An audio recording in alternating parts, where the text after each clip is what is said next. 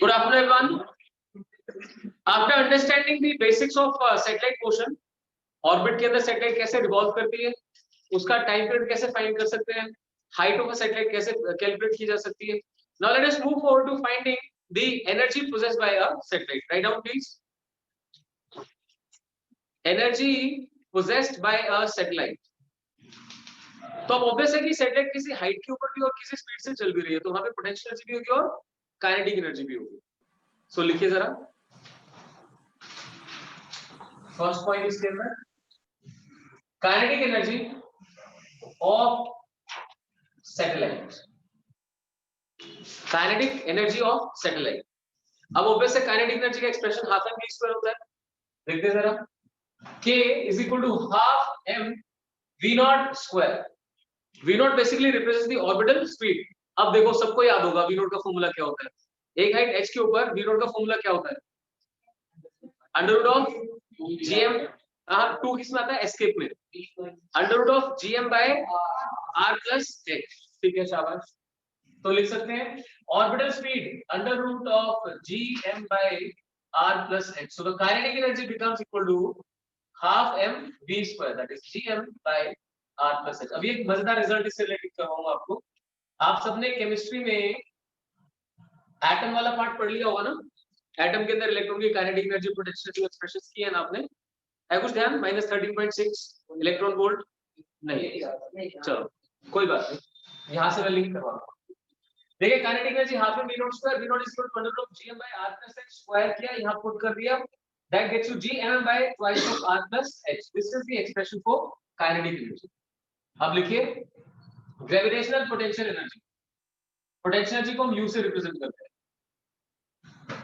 तो एनीवन, अगर एक ऑब्जेक्ट सेंटर से r plus h डिस्टेंस के ऊपर है, इतनी मतलब सेंटर से डिस्टेंस ये है, तो what will be the expression for its gravitational potential energy. दो ऑब्जेक्ट्स जिनके बीच का डिस्टेंस r होता है, उनके लिए ग्रेविटेशनल पोटेंशियल एनर्जी का एक्सप्रेशन क्या होता है? माइनस जी m1 m2 upon r square. तो नहीं ना? बिल्कुल सही, शाबाश. तो लिखिए जरा minus of g mass of earth, mass of satellite divided by the total distance r plus h. लिखिए शाबाश. Potential energy is minus of gm by r plus h. Kinetic energy comes out to be, compare करके देखो, it comes out to be gm by twice.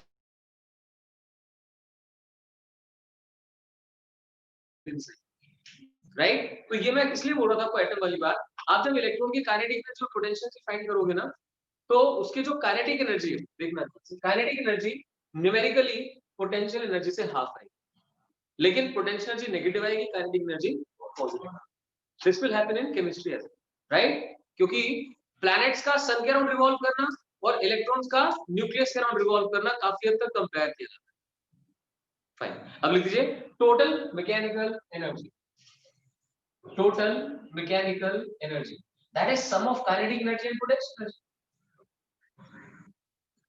Sum of kinetic and potential, so that becomes equal to, अब देखें, gmm by twice of r plus h minus gm by r plus h. So kinetic is positive, potential is negative. तो इसे solve करोगे तो देखना ये half है, 1 half minus 1 is minus half. So minus g mm by twice of r plus h. So the expression for total mechanical energy comes out to be minus of gm by twice of r plus h. तो अब यहां से कौन सी चीज सबसे important है याद रखनी. देखिए ध्यान से, kinetic energy is equal to magnitude of total mechanical energy, जिसे आप चाहे तो E से भी रिप्रेजेंट कर सकते हैं, सिर्फ E लिख दें तो भी चलेगा. And this is equal to potential energy modulus divide by. तो this is something which will help you in chemistry as well, जब आप न्यूमेरिकल्स करेंगे, कि काइनेटिक एनर्जी की मैग्नीट्यूड, काइनेटिक एनर्जी तो पॉजिटिव ही होती है, kinetic energy is equal to magnitude of total mechanical energy, and this is half of the magnitude of potential energy. हाँ, सुन लीजिए फिर से ध्यान से Dhananjay. Kinetic energy, total mechanical energy, right, ये दोनों न्यूमेरिकली इक्वल होते हैं, जो कि यहां से हमने सॉल्व किया, और this is equal to half of total potential energy. अब याद रखिए पोटेंशियल एनर्जी और total mechanical energy negative, done. चलिए फाइन, ये एक्सप्रेशन था total energy of a satellite का। इसको बस ऐसे मत जाने देना, एक्सप्रेशन याद करना। आपको पोटेंशियल जी का एक्सप्रेशन पहले से याद है, minus of G M by R plus H. तो वो पोटेंशियल जी हो गई, काइनेटिक एनर्जी उसके हाफ होगी, half of G M by R plus H, और टोटल मैकेनिकल एनर्जी भी उसका हाफ होगी, minus of G M upon twice of R plus H. कर लेंगे आराम से, ठीक है। लास्ट इसमें पार्ट लिखिए, angular momentum, angular momentum of satellite.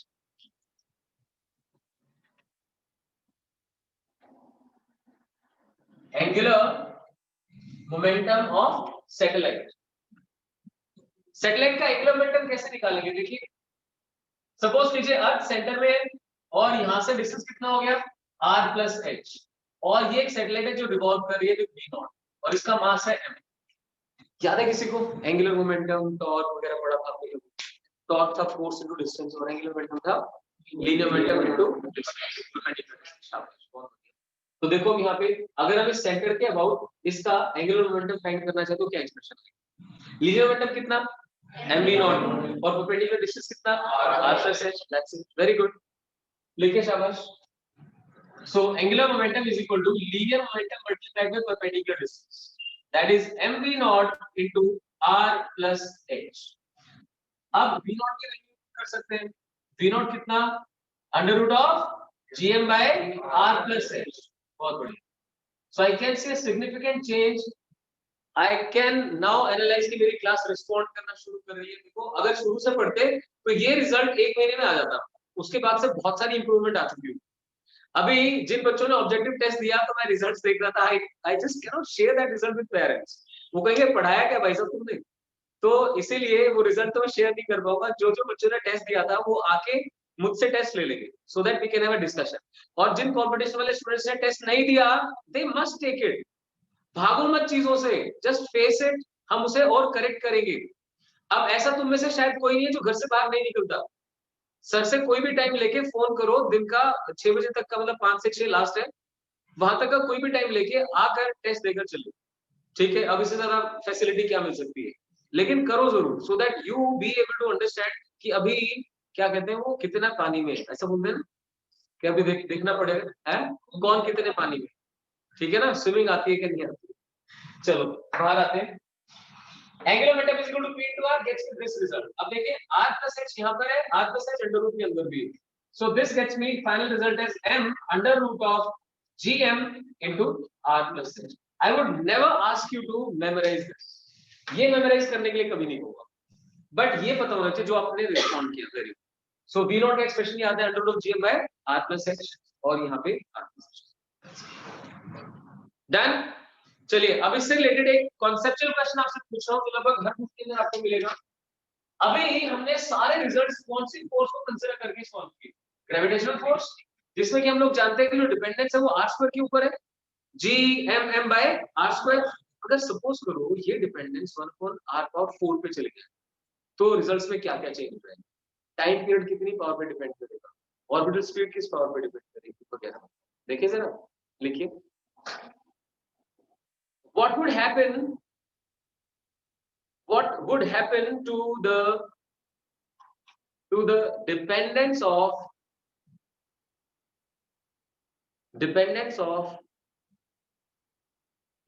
time period and orbital speed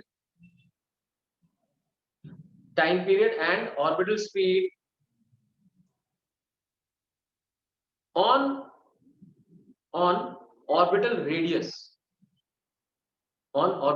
radius if force of gravitation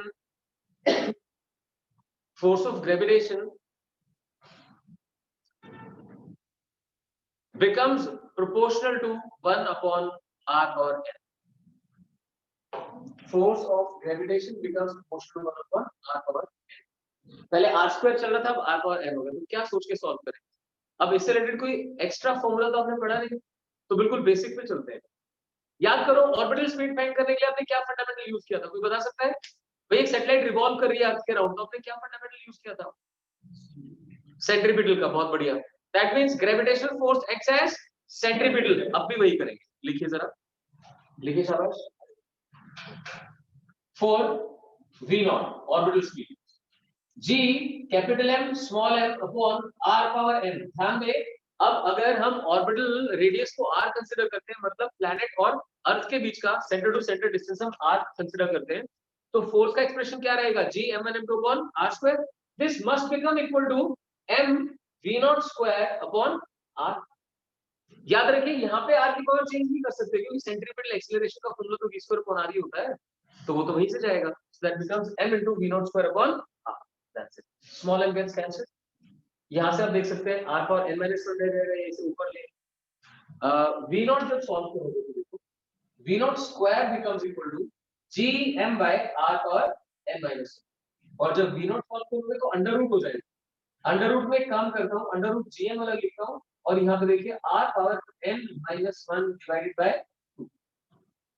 तो ये डिपेंडेंस बन गई। ऐसे क्वेश्चंस ऑब्जेक्टिव में तो आते ही है, बट अभी इस साल की तो बात कह नहीं सकता, वैसे इट वाज एक्सपेक्टेड, क्योंकि ऑब्जेक्टिव क्वेश्चंस आ गए हैं तो इस टाइप के क्वेश्चंस इन्वॉल्व हो सकते हैं, क्योंकि एक ही लाइन है जो आपको मेनली यहाँ पे डील करनी है। कॉन्सेप्ट एक ही है कि जो ग्रेविटेशनल फोर्स है उसमें r स्क्वायर की बजाय r पावर n करना है, बाकी सब कुछ same. So that is equal to m v naught square upon r, एक पावर यहाँ पे कम हो गई, और v naught becomes under root g upon r power n minus 1 by 2। ये डिपेंडेंस है, ठीक है? आई होप इट इज क्लियर। ऐसे ही टाइम पीरियड के लिए सॉल्व करना है। देखिए जरा, टाइम पीरियड के लिए क्या फॉर्मूला यूज करूं? सोचो, हमारे पास दो वेज हैं, या तो हम सर्कमफेरेंस को टाइम निकालने के लिए डिस्टेंस को किससे डिवाइड करते हैं? स्पीड से। तो हम 2 पाई r को v नॉट से डिवाइड करते हैं तो भी चलेगा, या फिर वो जो फॉर्मूला था कि भाई m v square upon r लिखने के बजाय क्या लिख दे, m omega square into r। आया समझ में? तो इनमें से कोई भी एक यूज किया जा सकता है। सो लेट्स गो, लिखिए for time period t is equal to 2 pi r by v naught. अब क्योंकि v नॉट की डिपेंडेंस हम फाइंड कर चुके हैं, यहां से डायरेक्टली पुट कर देंगे, शॉर्टर रहेगा। सो t becomes equal to 2 pi r as it is divided by v naught के लिए देखिए under root gm as it is करते हैं, ये न्यूमरेटर में चला जाएगा, r power n minus 1 by 2। Find complete solve करते हैं, 2 pi by under root of gm as it is. यहां देखिए r की पावर कितने बन रही है, 1 प्लस n minus 1 by 2। देखो जरा सॉल्व करके कितना आ रहा है, t is proportional to r power कितना आया, पूरा सॉल्व करो। 2 प्लस n के साथ माइनस 1 भी तो है, तो क्या आएगा, 1 plus n by 2। So it will be 1 plus n by, लिखिए फाइनल 1 प्लस n by 2। सो यहाँ पे अगर आप इसे न्यूमरेटर में ले जाओ तो देखो क्या बनता है, v naught is proportional to anything that goes to numerator power negative हो जाएगा। This means n minus 1 by 2 हो जाएगा, क्या बन जाएगा, 1 minus n by 2। अब याद रखना थोड़ा, अगर आप न्यूमरेटर में ले आते हो ना ये, तो एक नेगेटिव साइन यूज होगा, उसकी वजह से क्या हो जाएगा, 1 minus n by 2। तो अगर आप ग्रेविटेशनल फोर्स को r पर n पे डिपेंडेंट कंसीडर कर लेते हैं, तो v जो ऑर्बिटल स्पीड है वो r power 1 minus n by 2 पे डिपेंड करती है, और जो टाइम पीरियड है वो r power 1 plus n by 2 पे। तो that is it. I hope clear हुआ आपको अच्छे से। चलिए फाइन, अब इस चैप्टर का last part that is Kepler's laws. देखिए जरा, Kepler's laws of planetary motion. Kepler ने बहुत काम किया प्लैनेटरी मोशन को अंडरस्टैंड करने के लिए। Kepler's laws of planetary motion, planetary motion. English medium वाले हो ना सारे, स्पेलिंग आती है ना प्लैनेटरी की, प्लैनेट लिखना आता है ना, प्लैनेटरी, ठीक है, ठीक है, वो आएगा कि नहीं आएगा, पक्का, क्या कहते हो, प्लैनेटरी मोशन लिखना है, प्लैनेटरी। तो बताओ भाई, हाँ ये तो बहुत ही बढ़िया बात की आपने। अच्छा चलो, वैसे आता है यहाँ पे ऐसे ये आता है प्लैनेटरी, प्लानेटरी मतलब देखो भैया अंग्रेजी है, कुछ भी हो सकता है, कोई बात नहीं। वैसे फिजिक्स में इसके मार्क्स नहीं कटते, इसलिए मोस्टली फिजिक्स टीचर्स की जो स्पेलिंग्स होती है ना वो थोड़ी सी ऐसे, कोई बात नहीं, हंसी मजाक चलता है, बच्चों को भी कुछ मौका मिलना चाहिए मास्टर को लेने में। तो Kepler's laws of planetary motion, आगे बढ़ते हैं। प्लैनेटरी मोशन में हम यहाँ पे 3 लॉज कंसीडर करते हैं। क्या क्या लॉज है ध्यान से समझ लीजिए, पहले एक बार समझ लीजिए फिर शुरू करें। एक तो पाथ कैसा होता है, इलिप्टिकल, जिसमें अब मेडिकल स्टूडेंट्स ज्यादा ध्यान से सुनना कि जो इलिप्स होता है उसके 2 फोकाई डिफाइन किए जाते हैं। जैसे सर्कल का एक सेंटर होता है ना, इसके फोकाई डिफाइन किए जाते हैं, उनके डिटेल्स नहीं जाएंगे, बस ये समझो यहाँ पे और यहाँ पर एक फोकाई डिफाइन। हम मान लेते हैं सन यहाँ पर है और प्लैनेट इसके अराउंड रिवॉल्व, तो ऑर्बिट कैसी है, what is the nature of orbit? Planets revolve around sun in elliptical orbits. So law of orbits बन जाता है। फिर आता है लॉ ऑफ टाइम पीरियड्स, कि जो प्लैनेट्स इसके अराउंड रिवॉल्व करते हैं, ध्यान देना, उनके केस में जो लाइन सन को और प्लैनेट को ज्वाइन करती है, सन को और प्लैनेट को, सॉरी एरियाज वाला बता रहा हूं पहले, सन को और प्लैनेट को ज्वाइन करती है, वो लाइन इक्वल टाइम में इक्वल एरिया स्वीप करती है। याद है मैंने कहा था geometrical meaning of angular momentum, मैं उसकी स्टेटमेंट लिखूं, geometrical meaning of angular momentum था जो एरिया आपने फाइंड किया था, dA/dt, that came out to be twice of, हाँ, L/2m नहीं था, that was L/2m, L was equal to twice of m into dA/dt, so it was equal to L/2m। बत्ती गुल, कोई बात नहीं। So area swept per unit time by the line joining planet and sun is constant, क्यों? क्योंकि angular momentum constant होता है। चलो ये भी समझाऊंगा, अभी सिर्फ ये समझो। एक तो हो गया इसकी शेप बताने के लिए, दैट इज इलिप्टिकल। सेकंड हो गया जो लाइन प्लैनेट और सन को ज्वाइन करती है, वो लाइन पर unit time equal area sweep करती है, लॉ ऑफ एरियाज। फिर टाइम पीरियड वाला क्या होता है? टाइम पीरियड वाला होता है कि जो टी स्क्वायर है that is proportional to are.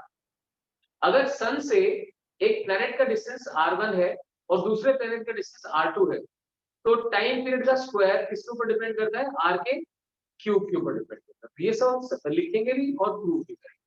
सो शुरू कीजिए, लिखिए first law.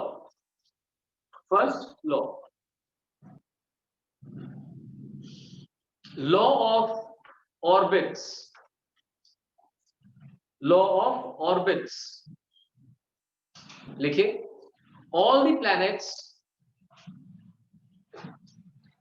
all the planets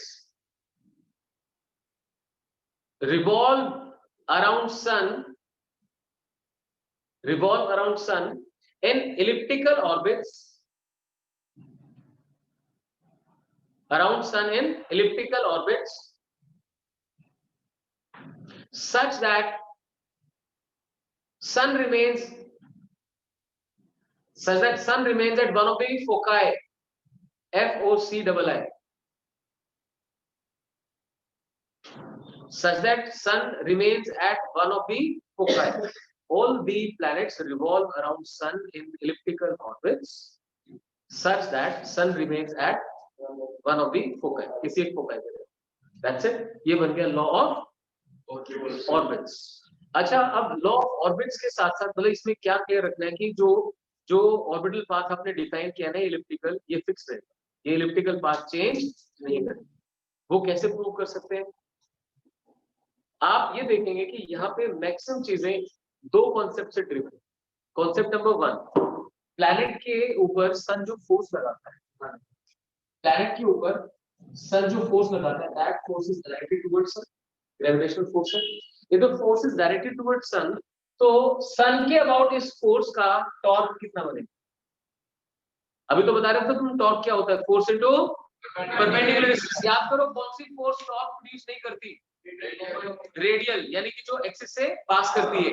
तो ध्यान दीजिए, अगर मैं सन के अबाउट टॉर्क निकालना चाहूं तो इस फोर्स का टॉर्क कितना आ जाएगा? यार जो आप सुनते हो ना उसको सिर्फ क्रैम नहीं करना, अप्लाई भी करना है। अभी बार-बार हम बात कर रहे हैं force that passes through the axis, यही तो एक्सिस है, फोर्स इसी से पास कर रही है, तो कितना हो गया? 0। सो टॉर्क हो गया 0। क्लियर हुआ? तो मैं आपको ये समझा रहा हूँ कि इसे समझने के लिए कौन से दो कॉन्सेप्ट बहुत ही स्ट्रॉन्ग चाहिए। नंबर एक तो बात कर रहा हूँ force acts towards the sun, so torque about sun becomes 0। अब याद करो मैंने ऐसे समझाया था आपको कि अगर फोर्स 0 तो कौन सी चीज कंजर्व रहती है? Linear momentum. Very good. और अगर टॉर्क 0 हो तो एंगुलर मोमेंटम। यानी कि ये जो प्लैनेट रिवॉल्व करते हैं इनका एंगुलर मोमेंटम कंजर्व रहता है। तो हर एक बच्चे को ये बात समझ में आ जानी चाहिए कि क्योंकि force always x towards the axis so the torque produced is 0, that is why क्या कांस्टेंट रहता है, कंजर्व रहता है, angular momentum remains conserve. Clear हुआ? तो एंगुलर मोमेंटम कंजर्व रहता है। एंगुलर मोमेंटम क्या होता है? r cross p। आप अगर यहाँ पे p यानी मोमेंटम, एक प्लैनेट का p है, मोमेंटम इस तरह डिफाइन करोगे p नॉट करोगे। और r क्या होता है? सन से प्लैनेट को ज्वाइन करने वाली लाइन। आप यहाँ भी देख सकते हैं, जैसे इसको मैंने r बना दी थी और इधर करके p नॉट। क्या? सो r क्रॉस p नॉट, ये तो एंगुलर मोमेंटम है। अगर एंगुलर मोमेंटम कंजर्व रहता है, ध्यान से सुनिए, अगर एंगुलर मोमेंटम कंजर्व रहता है तो इसका मतलब r क्रॉस p कंजर्व्ड है। ये तो तभी हो सकता है ना जब प्लेन सेम रहे। देखो ध्यान से, r इधर बना, p इधर बना, इस प्लेन के अंदर r क्रॉस p चेंज हो सकता है, लेकिन जैसे ही आप इस प्लेन से बाहर नीचे की तरफ जाओगे या ऊपर की तरफ जाओगे तो l की डायरेक्शन चेंज हो जाएगी। l कैसा वेक्टर है? पोलर या एक्सियल? एक्सियल वेक्टर, यानी वो एक्सिस के लॉन्ग वेक्टर है, यानी इस डायरेक्शन में r क्रॉस, देखो r क्रॉस p। आपको बताना है जिस तरफ घूम रहे हो उस तरफ फिंगर्स को कर्ल करना होता है। फिंगर्स को ऐसे कर्ल किया तो l कहां आ गया? बाहर की तरफ। I hope it is clear to you. So ध्यान दें फिर से, ऐसे करके l जो है, l अगर कंजर्व है तो उसकी डायरेक्शन भी कांस्टेंट होनी चाहिए। डायरेक्शन तभी कांस्टेंट रह सकती है जब उसकी प्लेनेट के घूमने का प्लेन फिक्स्ड हो। अगर प्लेन थोड़ा सा चेंज हुआ तो l की डायरेक्शन भी चेंज हो जाएगी। दैट इज व्हाई हम ये बात बोलते हैं कि दे revolve in these elliptical orbits in same plane. Plane change नहीं होता। स्टार मार्क करके लिख दीजिए। Plane of revolution remains fixed. Plane of revolution remains fixed। नीचे लिखिए प्रूफ, इसका प्रूफ लिख देते हैं। Write down the proof, mention करें। Gravitational force on planet, gravitational force on planet x towards sun, gravitational force on planet x towards sun, and hence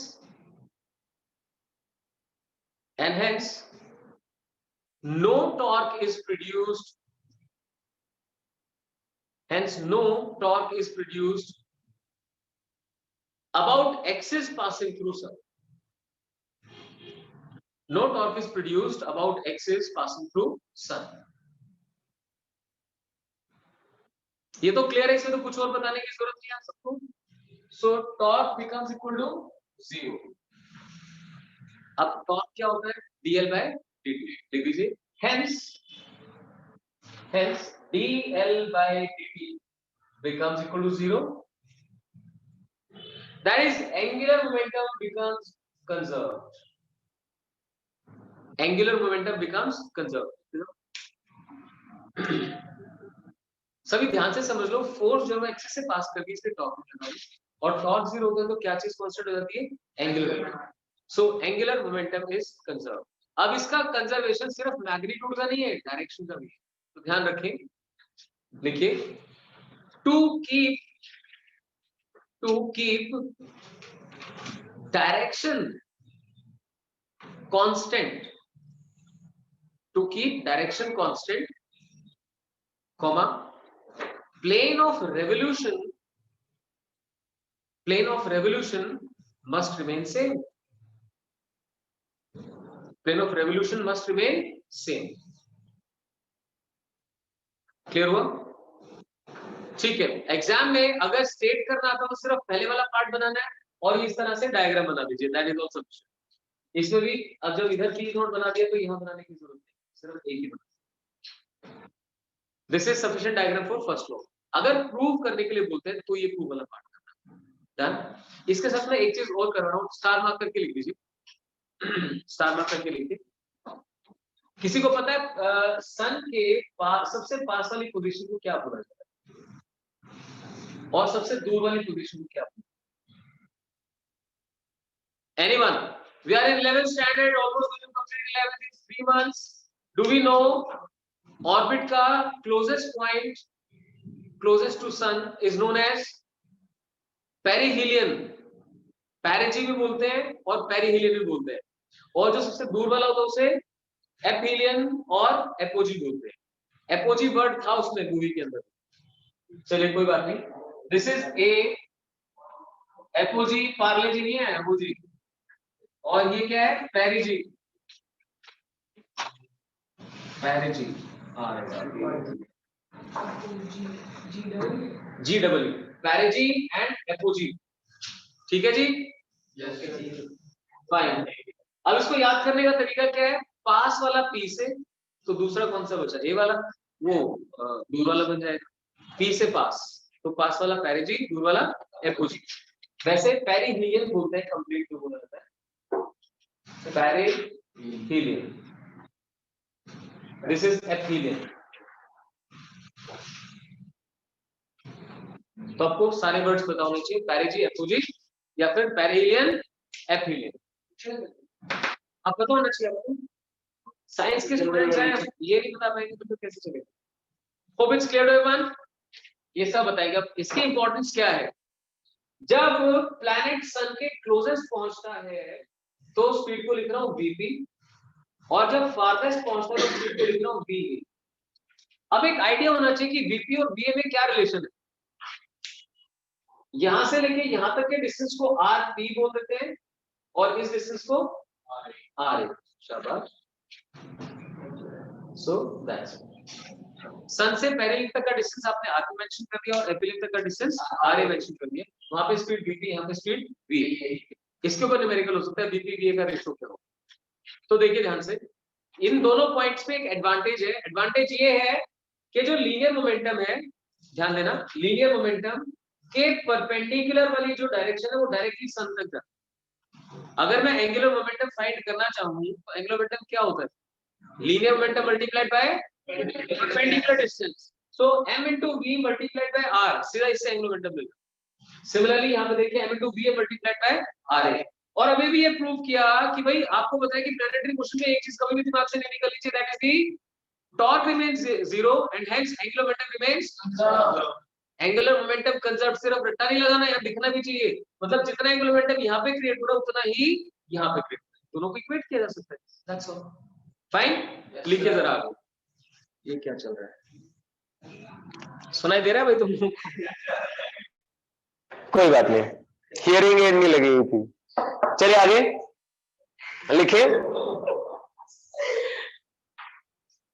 लिखे लिखे लिखे, शाबाश। कोई बात नहीं, आवाज जाती है, ऐसे नहीं कि नहीं जाती, थोड़ी सी नॉइज ज्यादा आ रही होगी पहले, है ना। Is this sound little clear now, या पहले कंफर्टेबल थे? तुम लिखो, वो थोड़ा बिजी रहेंगे, लिखे जरा।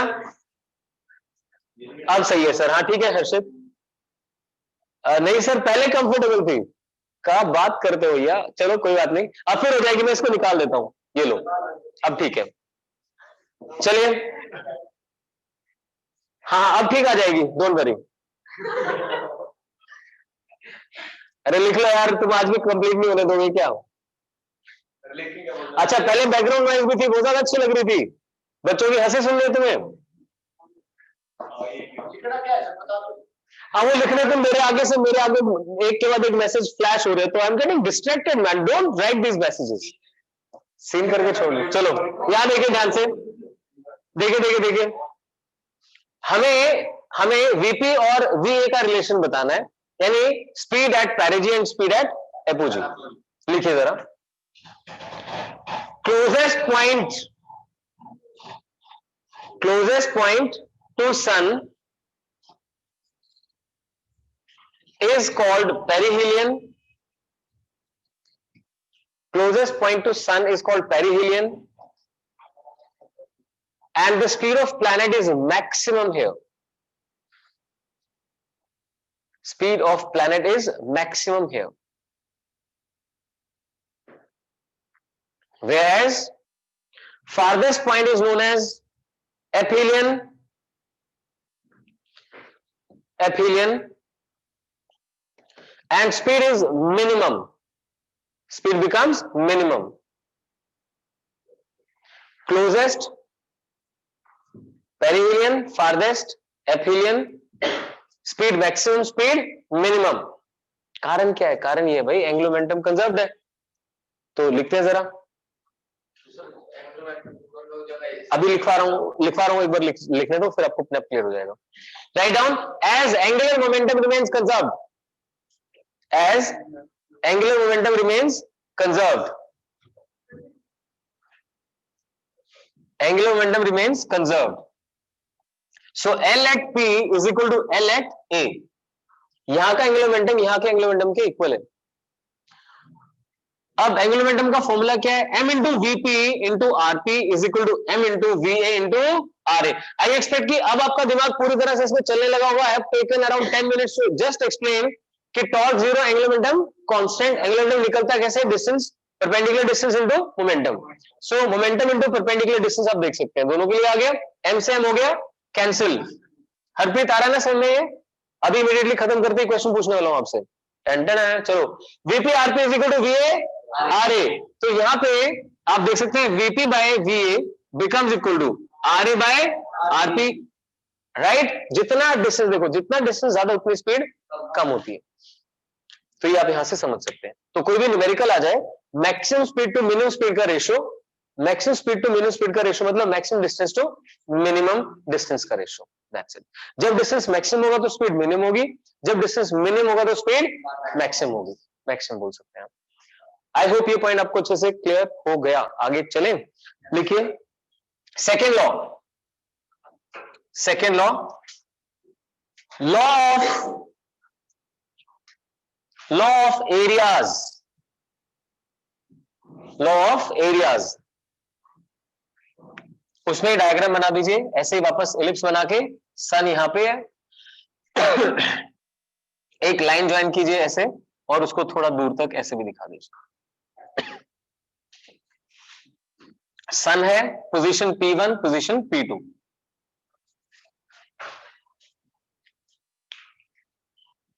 ठीक है? एक ये शो किया आपने, दूसरा फिर यहां पे दिखा दीजिए ऐसे करके, इधर और से इधर। This is P3 and P4। क्या समझाना चाहते हैं? देखिए, आप ये देख पाए कि सबसे क्लोजेस्ट पॉइंट पे स्पीड सबसे ज्यादा होती है, तो जब प्लेनेट पास आता है तो तेज चलता है, और प्लेनेट दूर होता है तो स्लो चलता है। पास होने पर तेज चलता है, दूर होने पर स्लो चलता है, ठीक है? तो यहां पर ये जो लाइन ज्वाइन कर रही है, ये गिवन टाइम में, एक गिवन टाइम में उतना ही एरिया स्वीप करती है जितना यहां कर रही है।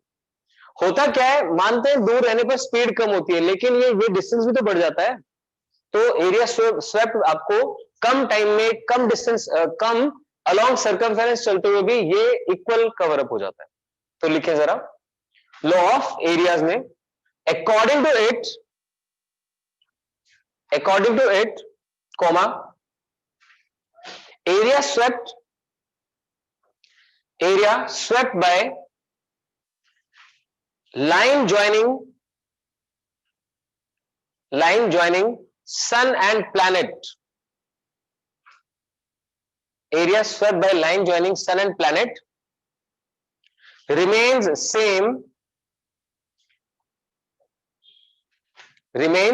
same for a given time, for a given time. आपको टाइम सेम कंसिडर करना है, ये नहीं कि समर का टाइम अलग है, विंटर का टाइम अलग है, आप दोनों में टाइम सेम कंसिडर कर लो, तब भी जो एरिया स्वेप्ट है वो सेम आ जाएगा। लिख दीजिए, that is areal velocity remains constant, areal velocity remains constant, ठीक है? Clear? Areal velocity remains constant. अब मैंने जो आपको कल बोला था डेरिवेशन करने के लिए, किया आपने? Geometrical meaning of angular momentum, बहुत बढ़िया। यहां बैठे हुए सब बच्चों ने किया, आपने भी की? हैंड रेज करो। बहुत बढ़िया, उन्होंने भी, सबने करी है, एक्सीलेंट। अब सब ये सोच रहे हैं कि यार मतलब झूठ या सच। देखें ध्यान से, ये एक्सिस है, इस एक्सिस के अबाउट O ये R1 और इधर से डेल्टा आर, OPQ, इस एरिया की बात हो रही है। फटाफट बनाते जाओ, अब मैं इसमें टाइम नहीं दूंगा तुम्हें, क्विकली बनाते जाओ प्रूव करने के लिए कि ये सन की पोजीशन है और इसके अबाउट ये प्लैनेट की दो पोजीशंस है P एंड Q। पहले उसका पोजीशन वेक्टर R1 था, डेल्टा टी टाइम में वो डेल्टा आर चेंज कर गया। तो अभी विद प्रूफ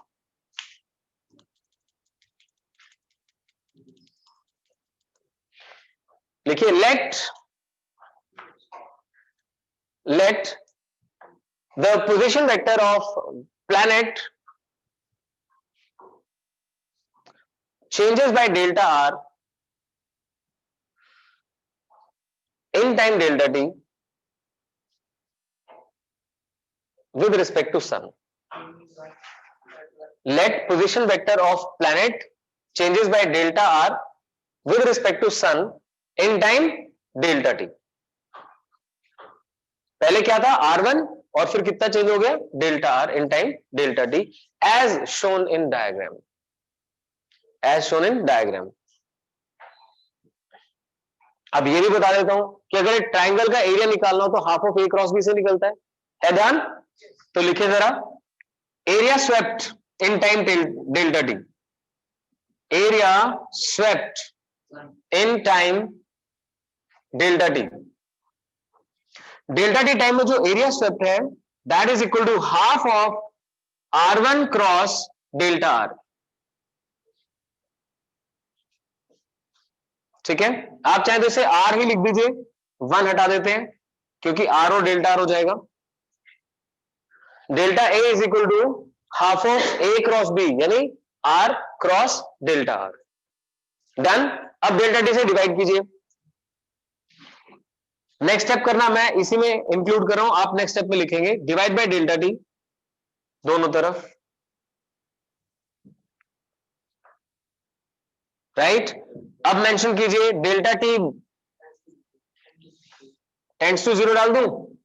अच्छा, यहां पे एक्चुअली इंस्टेंटेनियस की बात नहीं हो रही है, ध्यान देना जरा, यहां पर इंस्टेंटेनियस की बात नहीं हो रही। देखो यहां से यहां तक इतना टाइम कवर हो रहा है ना, तो इसीलिए हम इसे डेल्टा की फॉर्म में सॉल्व कर सकते हैं। तो आपको क्या मिल जाएगा, delta A by delta T becomes equal to half of R cross, ये क्या बन गया V, delta R by delta T is equal to V। अब R क्रॉस V क्या होता है, P बाय M। तो delta A by delta T becomes equal to half of R cross P by M। ठीक है, ये आप ऐसा करो, इसे D डाल दो, कोई इशू नहीं है, थोड़ा सा कंफर्टेबल रहेगा क्योंकि कॉन्सेप्ट सेम रहेगा। D बना दो डेल्टा का, और जहां ये लिखा है उससे ऊपर लिख देना as delta T tends to 0। कारण क्या है कि ये वाली चीज पूरी तरह से जस्टिफाई नहीं करती उस केस में। अगर हम delta R by delta T निकालते तो फिर वो ना एवरेज स्पीड निकाल देता है, तो उसकी वजह से थोड़ी सी प्रॉब्लम आती है। तो कर लेते हैं डेल्टा टी टेंड्स टू 0, ये भी डेल्टा से D बन गया और इधर V आ गया, P by M। R cross P क्या होता है L, सो DA by DT becomes equal to half of L by M, so DA by DT is half of L by M। तो ये तो एक्सप्रेशन फाइंड किया हमने, जो हमें ऑलरेडी आना चाहिए कि geometrical interpretation of angular momentum से हम सीख चुके हैं that DA by DT is equal to half of L by M। अब अभी आज जो पढ़ा उसके अकॉर्डिंग क्या एंगुलर मोमेंटम कंजर्व्ड है, बता सकते हो एंगुलर मोमेंटम क्यों कंजर्व्ड है? एक प्लैनेट जब सन के अराउंड रिवॉल्व करता है तो हम उसका एंगुलर मोमेंटम क्यों कंजर्व करते हैं? क्योंकि टॉर्क 0 हो जाता है, बैलेंस कोई नहीं कर रहा है ही 0, क्योंकि क्या चीज 0 है, टॉर्क 0 है। हमेशा ध्यान रखो, फोर्स अगर एक्सिस से पास कर रही तो उसकी वजह से टॉर्क कितना हो गया, टॉर्क 0। तो कौन सी चीज कांस्टेंट हो गई, एंगुलर मोमेंटम। क्यों पर बोल पा रहे हो आज तो आप भी, ठीक है शाबाश। तो एंगुलर मोमेंटम कांस्टेंट हो गया, तो that means DA by DT is constant, that means areal velocity becomes constant. लिख दीजिए, कोई नहीं कोई नहीं, वो अपने मार्क्स बता रहा था। लिखिए आगे, लिखिए शाबाश।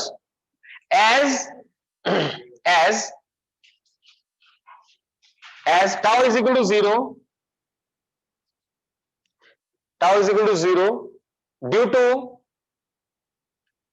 to gravitational force being directed towards sun, due to gravitational force being directed towards sun। ठीक है, अब ये पॉइंट भी बहुत बार बोल दिया आज क्लास के अंदर। उसके बाद देखें, सो टॉर्क 0 तो L is equal to constant, hence dA by dt is equal to constant या is constant, hence dA by dt is constant।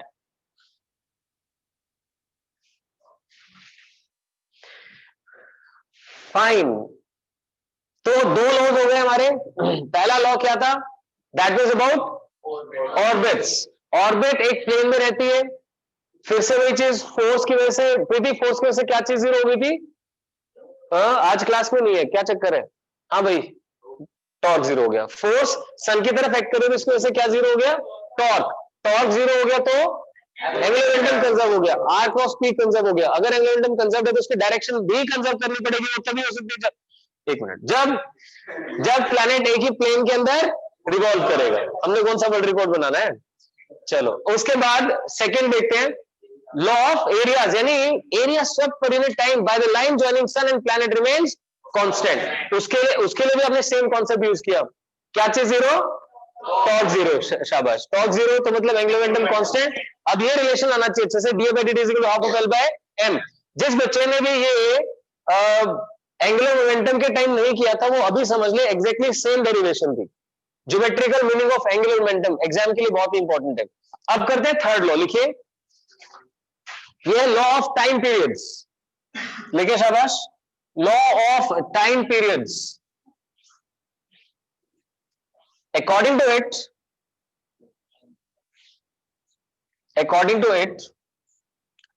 square of time period of revolution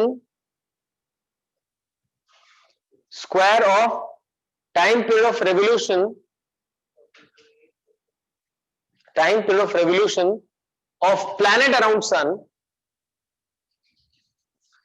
square of time period of revolution of planet around sun is directly proportional to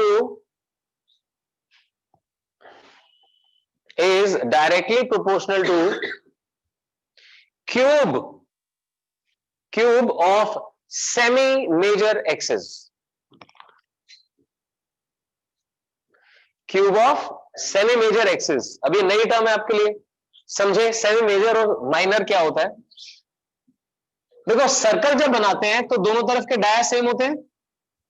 अब आपने इसको ऐसे पिचका दिया तो इधर dia छोटा हो गया, इधर डाया बड़ा हो गया। तो ये जो सेंटर O है, यहां से लेके इस पॉइंट तक P1 तक बनती है सेमी मेजर एक्सिस, जिसे यूजुअली A लिख देते हैं। और ये P2 जो बना रहा हूं, यहां तक होती है semi minor axis, which is called B। तो नॉन मेडिकल स्टूडेंट्स ये कर चुके होंगे, इलिप्स पढ़ चुके हैं मोस्ट प्रॉब्ली मैथ्स के अंदर। पढ़ चुके हो? ऐसे तो सर पढ़ा था। हाँ चलो गुड। सो इलिप्स के अंदर मेडिकल वाले स्टूडेंट्स अभी मेरे साथ कर लीजिए। मेडिकल वालों, मुझे तुम्हारा खास ध्यान रहता है, जरा देख लो इधर। तो है क्या, क्योंकि इंजीनियर तो भाग जाएंगे, हो सकता है कोई डॉक्टर बन के यहाँ आ जाए, बुढ़ापे में काम आ जाएगा, नहीं?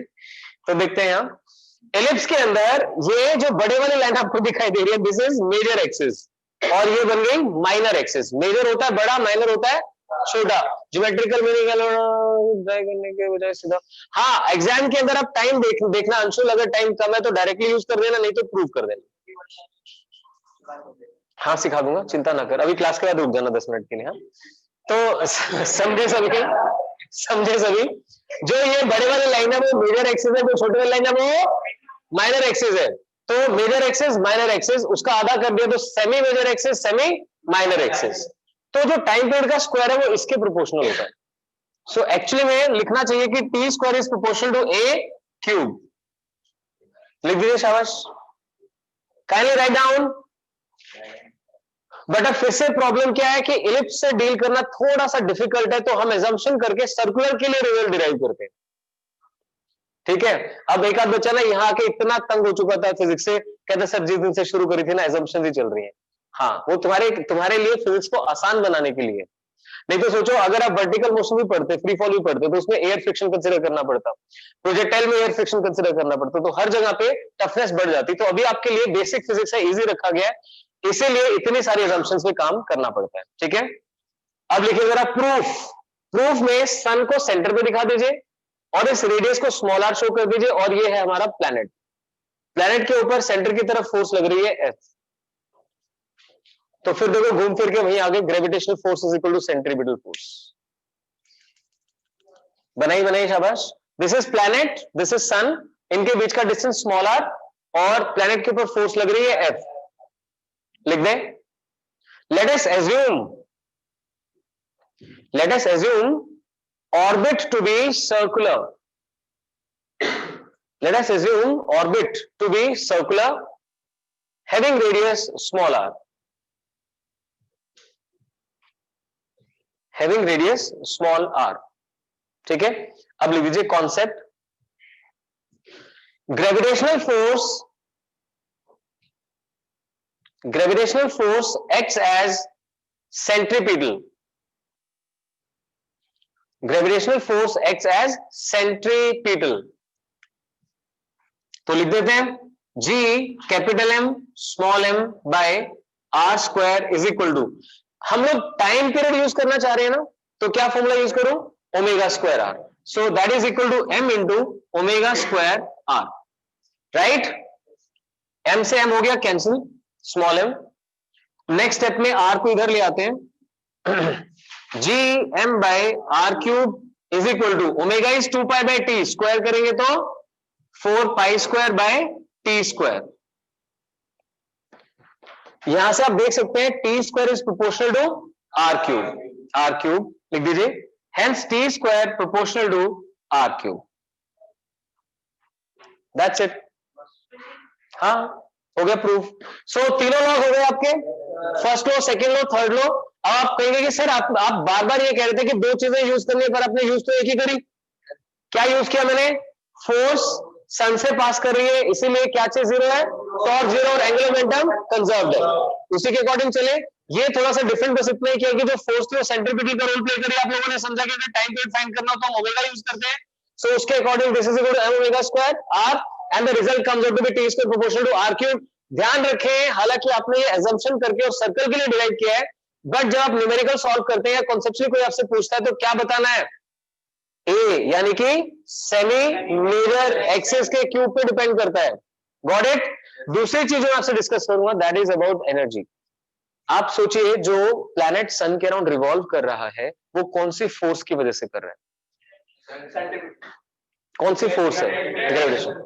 Gravitational force is acting as centripetal, but actual force is gravitational. Is gravitational force conservative? Yes, yes. If I am talking about a conservative force, अपनी ध्यान इधर दो। If I am talking about a conservative force, तो क्या हम conservation of mechanical energy में लगा सकते हैं? है ना। ये बात अगर मैं हर रोज भी पढ़ाऊं तो हर रोज मुझे इतने टाइम लगा के बतानी पड़ती है। थोड़ी सी शर्म करो, थोड़ा सा याद करके आओ घर से। अगर हम सिर्फ एक कंजर्वेटिव फोर्स कंसिडर कर रहे हैं तो क्या चीज कंजर्व्ड है, मैकेनिकल एनर्जी। और मैकेनिकल एनर्जी किसकी चीज का सम होती है, काइनेटिक और पोटेंशियल का। यानी कि यहां पर जब प्लैनेट रिवॉल्व करता है तो उसकी मैकेनिकल एनर्जी कंजर्व रहती है। सोच के बताओ, क्या काइनेटिक एनर्जी कंजर्व रहती है? काइनेटिक एनर्जी क्या होती है, हाफ एम वी स्क्वायर। क्या स्पीड सेम रहती है हर जगह, यानी कि kinetic energy same, mechanical energy same है, काइनेटिक सेम नहीं है, पोटेंशियल वो भी सेम नहीं है। पास आने पर कम हो जाती है, दूर जाने पर ज्यादा हो जाती है, और काइनेटिक दूर जाने पर कम हो जाती है, पास आने पर ज्यादा। आई बात समझ में? तो जस्ट इमेजिन सन के अराउंड प्लैनेट रिवॉल्व कर रहा है, पास आता है तो स्पीड कम हो जाती है, काइनेटिक एनर्जी सॉरी बढ़ जाती है, काइनेटिक एनर्जी बढ़ जाती है, ग्रेविटेशनल पोटेंशियल एनर्जी डिक्रीज कर जाती है। फटाफट लिखो। हाँ, टाइम तो पता नहीं किसका हो गया, जल्दी लिखो। लास्ट लाइन बस, last line. As gravitational force is conservative in nature, as gravitational force is conservative in nature, comma, So mechanical energy remains conserved. So mechanical energy remains conserved. Remains conserved. तो याद रहे mechanical energy conserved है. साथ में लिख दो फटाफट. Kinetic energy increases. Mechanical energy remains conserved because gravitational force is conservative in nature. ठीक है अगम. उसके बाद kinetic energy increases as the planet comes closer to sun. Kinetic energy increase और at the back of mind क्या चलना चाहिए? अभी हमने पढ़ा कि V इंक्रीज कर जाता है. V बढ़ेगा तो काइनेटिक एनर्जी भी बढ़ जाएगी. So kinetic energy increases as the planet comes closer to sun and gravitational potential energy decreases. तो याद रहे कि ना तो काइनेटिक एनर्जी कंजर्व्ड है ना ही पोटेंशियल एनर्जी कंजर्व्ड है, पर उनका सम कंजर्व्ड है. कारण कारण कारण कुछ भी चलेगा, है ना. मैकेनिकल एनर्जी कब कंजर्व रहती है भाई?